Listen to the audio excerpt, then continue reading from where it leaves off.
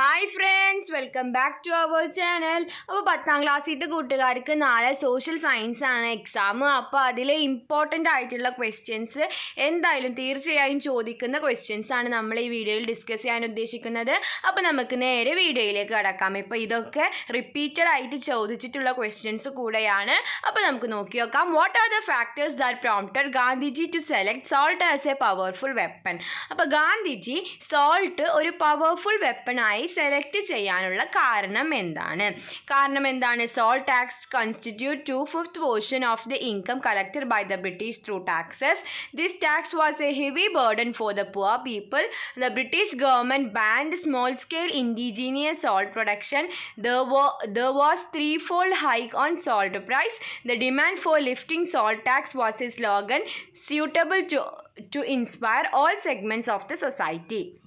അപ്പോൾ എത്ര മാർക്കിനാണ് ചോദിച്ചിട്ടുണ്ടെന്ന് വെച്ചാൽ അത്രയും പോയിന്റ്സ് ചെയ്തു. അപ്പോൾ ഇത് എന്തായാലും ഷുവറായിട്ടും ചോദിക്കുന്ന ക്വസ്റ്റ്യൻസ് ആണ്. അപ്പോൾ ഇത് എന്തായാലും നോക്കിയിട്ട് പോവുക. അപ്പോൾ 2 മാർക്കിന് ചോദിച്ചെന്ന് വെച്ചാൽ 2 പോയിന്റ്, 3 മാർക്കിനാണെങ്കിൽ 3 പോയിന്റ്, 4 മാർക്കിനാണെങ്കിൽ 4 പോയിന്റ്, അങ്ങനെ എഴുതുക. ഓക്കെ, അപ്പോൾ ഇനി നമുക്ക് രണ്ടാമത്തെ ചോദ്യം എന്താണെന്ന് നോക്കി നോക്കാം.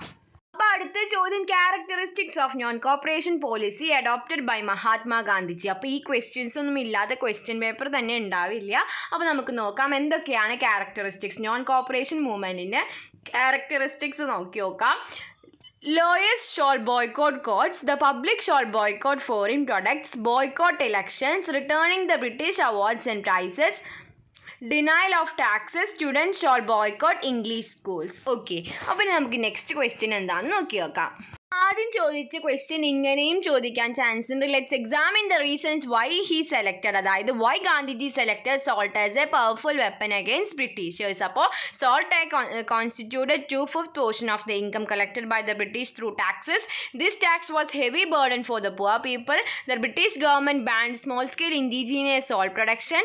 There was a threefold hike on salt price. The demand for lifting salt tax was a slogan suitable to inspire all segments of society. Main principles of Indian foreign policy. അപ്പോൾ ഇനി what are the main principles of Indian foreign policy? അപ്പോൾ അത് എന്തൊക്കെയാണ്?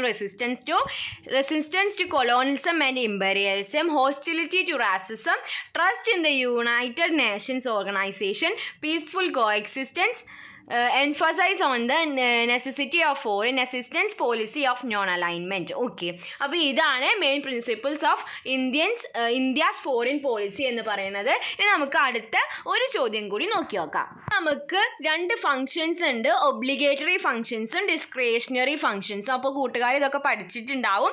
അപ്പോൾ അത് എന്തൊക്കെയാണ്? Obligatory ഫങ്ഷൻസും അതുപോലെ തന്നെ ഡിസ്ക്രിയേഷണറി ഫങ്ഷൻസും എന്തൊക്കെയെന്ന് നോക്കി നോക്കാം. ആദ്യം obligatory functions, protection of boundary, maintain internal peace, protection of right, implementation of justice. ഇനി അടുത്തത് ഡിസ്ക്രിയേഷണറി ഫങ്ഷൻസ് ആണ്, പ്രൊട്ടക്ഷൻ ഓഫ് ഹെൽത്ത്, അതുപോലെ തന്നെ provide educational facilities, implement welfare programmes, അതുപോലെ തന്നെ പ്രൊവൈഡ് ട്രാൻസ്പോർട്ടേഷൻ ഫെസിലിറ്റീസ്. ഓക്കെ, അപ്പോൾ ഈ 5 ക്വസ്റ്റ്യൻസ് ആണ് ഇപ്പോൾ നമ്മൾ ഡിസ്കസ് ചെയ്യുന്നത്. ഇത് എന്തായാലും തീർച്ചയായും ചോദിക്കും. ഇത് എല്ലാ ക്രിസ്മസ് എക്സാമിനും ചോദിക്കുന്ന ക്വസ്റ്റ്യൻസ് ആണ്. അപ്പോൾ കൂട്ടുകാർ ഇത് പഠിച്ചിട്ട് വേണം പോവാൻ.